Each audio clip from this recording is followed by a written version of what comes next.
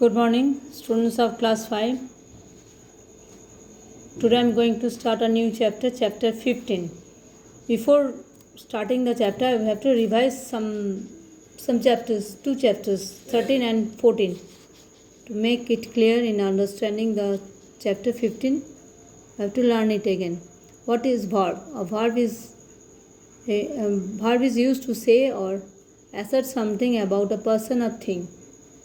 It says what a person or thing does, what a person or thing is, or what a person or thing has. A verb denotes doing, being, possessing.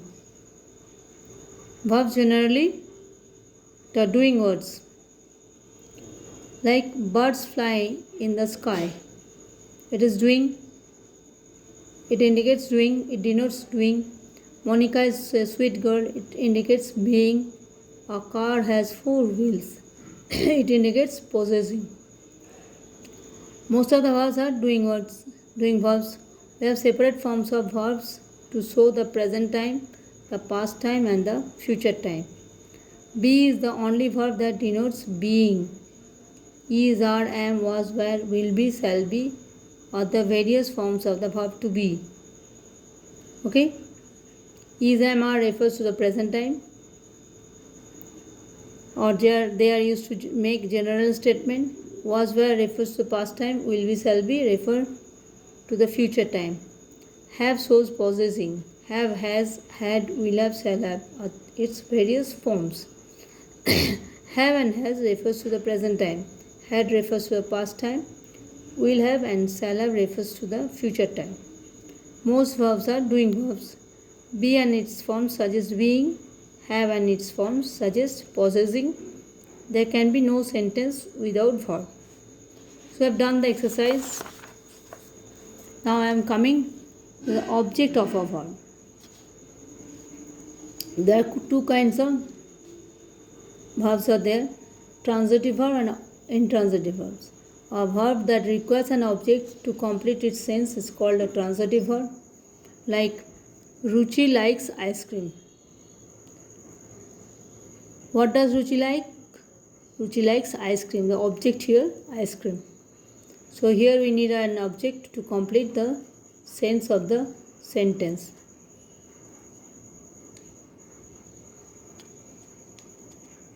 So only doing verbs or verbs showing possession needs object. Mohan walked, Mary laughed, the child cried, the river flowed. Here the sentences are quite meaningful. These sentences do not require any object to complete the sense. These verbs are intransitive verb, or verb that does not require an object to make sense but makes good sense by itself is called an intransitive verb. It's clear? Complete verbs and complements. Johnny's father appears, Onu seems, the policeman looked. The verbs in these sentences are is, seems, appears, looked. These verbs do not make complete sense by themselves. They need some words. They need some words, not object. Need some words to complete sense. Like John is sad. Onu seems happy. The father appears pleased. The policeman looked angry. The verb in this sentence do not express an action. They do not show possession. Also, we call them incomplete verbs. The word added to them to complete the meaning and to form a complete predicate is called complement to the verb. It's clear? Incomplete verbs are either the verbs showing being or the verbs like seem, appear, look. Okay. A word required to form a complete predicate is called a complement to the verb. It's clear? So, transitive verb needs an object to make sense. Intransitive verb makes good sense by itself. Incomplete verbs need some words and not an object to make sense. Yes. Tense. The time of action of a verb is called a tense. There are three tenses: present tense, past tense and the future tense. Present tense usually expresses an action in the present time. Past tense usually expresses an action, the past time. The future tense expresses an action in the future time. It's clear? I'm not giving any example now. We have already learnt it in the time. The tense and the time do not always correspond with each other. Like we are going to Jaipur tomorrow. The sentence is present tense, but it expresses the future action. Clear?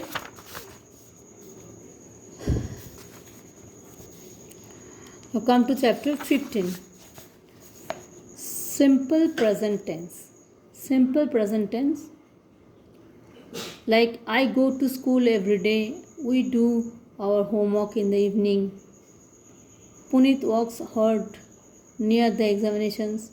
Starts sign in at night. The verbs in these sentences are the simple present tense. How to form the simple present tense? With first person, second person and a third person plural subject. Like I, we, you, they and all other plural subjects, we use the root forms of the verb. We use the first form or the root form of the verb. Like I do, we write, you sleep, they play, girls dance. Clear?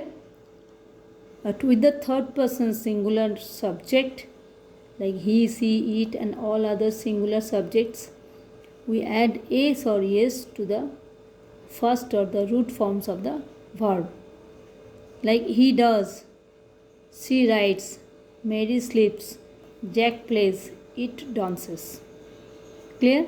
With the third person singular subject, we have to add s or es with the root form of the main verb. Clear? Root form or the first form of the main verb. You have to remember it clearly. With the first person present tense, in the first present tense, third person singular number. Third person singular number present tense, we have to add s or es with the root form of the main verb. So again I am repeating, with the third person singular subjects, we have to add s or es in the s or es to the first or root form of the verb. So what do we have to do in the present tense? Third person singular subject, we have to add s or es with the root form of the main verb. It's clear? He does, she writes, Mary sleeps, Jack plays, it dances. So most verb add s to the root form, like stands, gives. Verb ending in consonant plus y, then we have to change y into ies. Like cry, cry, cry. Before y there is consonant r, so it will be cris, cries. Reply, replies.